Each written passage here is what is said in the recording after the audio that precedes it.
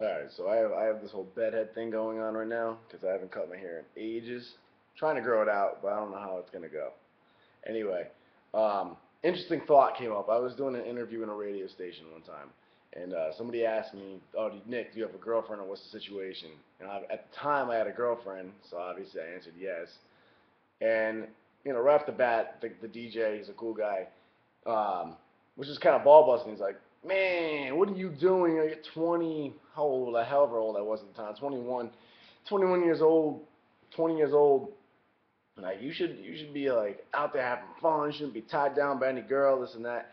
And I hear this a lot, like not even just on myself. I hear this with a lot of different people, and it kind of got me like, in my opinion, basically the question comes up: is 20, 18, 19, 20, 21, 22, however old you are, is that too young to be tied down in a relationship, or should you be enjoying the single life, playing the field, mingling?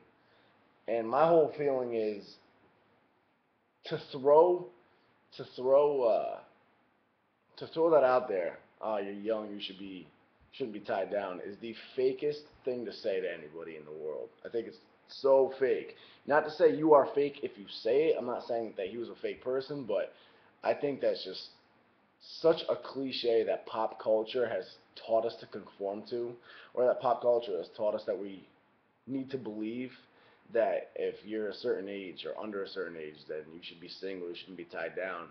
And honestly, the biggest issue I see with this is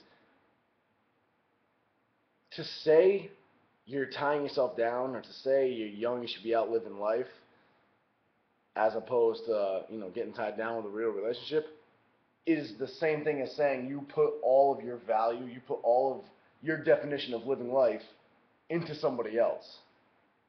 It's to say that your life stops being lived as soon as you get tied down in a serious relationship is basically saying that you put all your value in somebody else. You define your life as who you're with. When in reality, that's not the case at all. For me, for example, I'm living my life. All right, I changed my physique around. I built myself physically and mentally. I changed my entire self-image around. I grabbed hold of it and I'm molding it. And in doing so, I've managed to hopefully touch and inspire thousands of people around the world.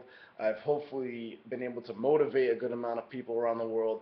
And in turn, I've been able to reap the benefits of it, which is a full career. I don't need a 9 to 5 already at 21 years old. I've traveled to every state in the country. I've hit the most beautiful locations. I've been able just to fully live my life, and that is my life, finding happiness and peace in that. And that is my life.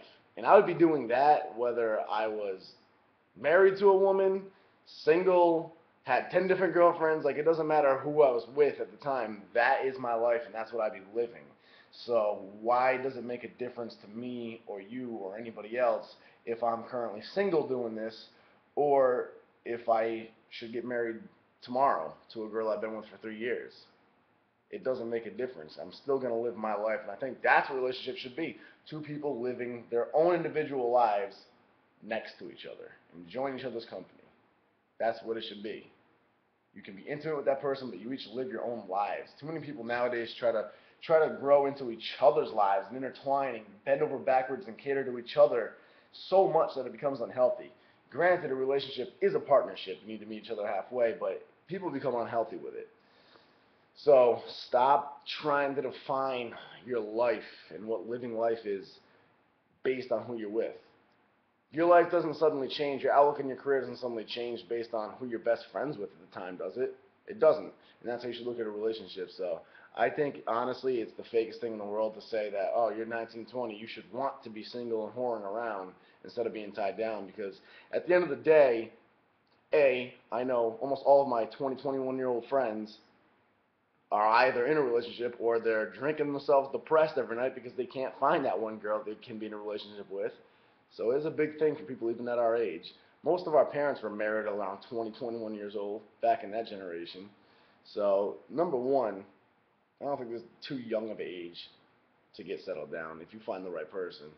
Um, and and two, at the end of the day, just who doesn't want somebody? Who doesn't want one person that they can just connect with and relate to and just support and get support back from and just to love and be loved? Everyone wants that. I don't care who you are. You may be in a phase right now. You may be in a phase where you do thoroughly enjoy being single more, more than anything right now. I've been through that phase, but I think it's just a phase. I think at the end of the day, getting in touch with ourselves.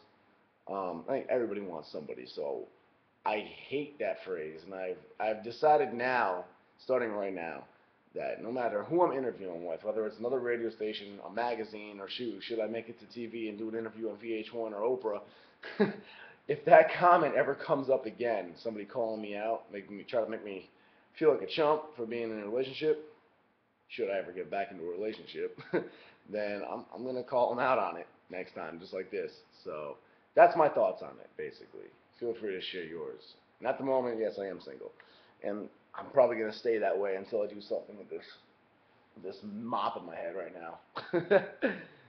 Later though.